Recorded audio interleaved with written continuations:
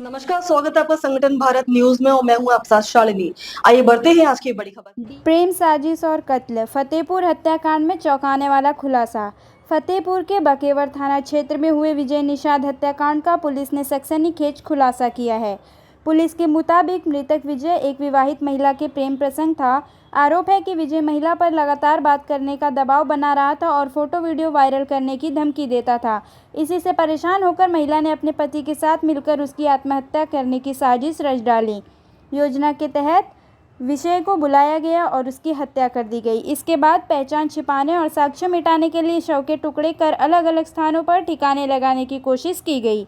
जांच के दौरान पुलिस की आरोपियों के मोबाइल से अहम डिजिटल साक्ष्य मिले। पूछताछ में पता चला कि मुख्य आरोपी ने हत्या से पहले गूगल और यूट्यूब पर हत्या की सजा, जेल व्यवस्था और फांसी की प्रक्रिया से जुड़ी जानकारी भी खंगाली थी।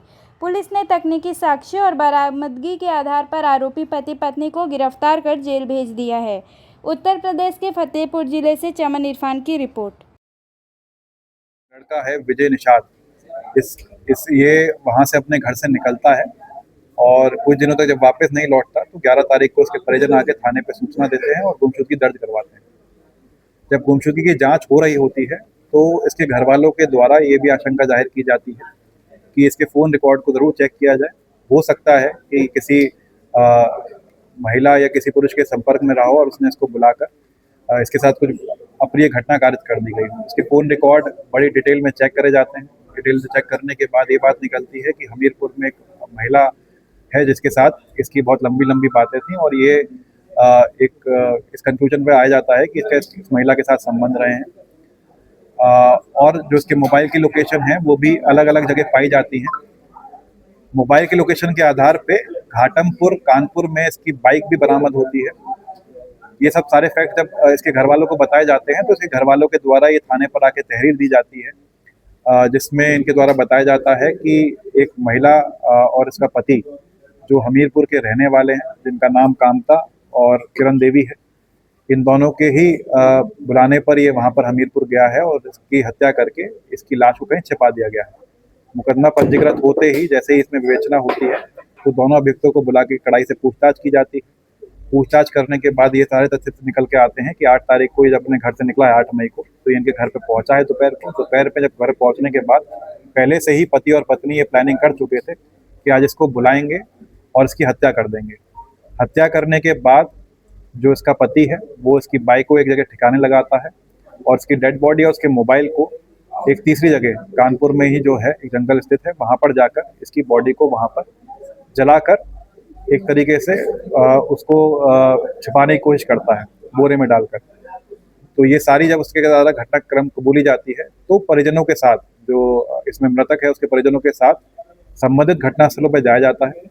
जहाँ पे उसकी बॉडी मिलती है वहाँ पर उसके घटना के जो परिजन है उनसे बाकी जो सामान वहाँ पर मिला है उसका जो कपड़े मिले हैं, जूते मिले हैं, उनके आधार पे उनकी शिनाख्त करवाई जाती है। तो उसके परिजन द्वारा माना जाता है कि उन्हीं उसी के बेटे का जो वहाँ पे नरकंकाल है उसी के बेटे का है और उसमें जो डिटेल जो कंक्लूजन निकलेगा वो उसके डीएनए से प्राप्त हो जाएगा, जिसके लिए डीएनए के लिए उसकी टेस्टिंग के लिए भेज दिया जाएगा।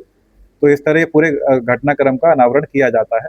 मूल रूप से इसमें विवाद यही था कि जो ये महिला थी उसके साथ इसके संबंध प्रेम संबंध रहे हैं, क्योंकि आज से 4 महीने पहले तक इसका जो पति था, जो इसमें मुख्य अभियुक्त है काम था, वो सूरत में काम करता था और तभी इन लोगों के संबंध बने। उसके बाद जब ये सूरत से वापस आया तो इस लड़के ने काफ़ी बार प्रयास किया कि लड़की है महिला उससे मिलने आए, लेकिन वो मिलने नहीं आती थी। तो पति पत्नी ने मिलकर डिसाइड किया कि जब भी इसको बुलाया जाएगा और उसकी हत्या करके उसको वहाँ से एलिमिनेट कर दिया जाएगा। यूट्यूब वीडियो को देखने की बात सामने आ रही है। इसमें जब हमने इनसे डिटेल इंटरोगेशन करी थी तो डिटेल इंटरोगेशन में इनके मोबाइल चेक हुए थे। तो मोबाइल पहले तो इनके द्वारा एडमिट नहीं किया गया और कन्फेस नहीं किया गया कि इनके द्वारा क्या घटना करी गई है, लेकिन इनके जब मोबाइल हिस्ट्री चेक करी गई तो उसमें दोनों ही पति पत्नी के मोबाइल में कि 302 जब लिखा जाता है तो क्या जेल में किस तरह की स्थिति होती है, अपराधियों के साथ कैसा बर्ताव किया जाता है पुलिस के द्वारा, या फांसी की सज़ा कैसे माफ़ कराई जाती है, या महिला अगर अभियुक्त होती है तो वो उसको फांसी दी जा सकती है नहीं दी जा सकती, इस तरह की यूट्यूब हिस्ट्री चेक करी थी। तो जिससे और हमारा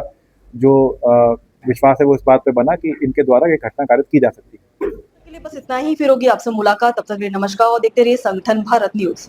ऐसे ही लेटेस्ट अपडेट पाने के लिए हमारे चैनल को सब्सक्राइब करें और तुरंत नोटिफिकेशन पाने के लिए बेल आइकन दबाना ना भूलें। यदि आप हमें फेसबुक या इंस्टा के माध्यम से देख रहे हैं तो हमारे पेज को फॉलो जरूर करें। धन्यवाद।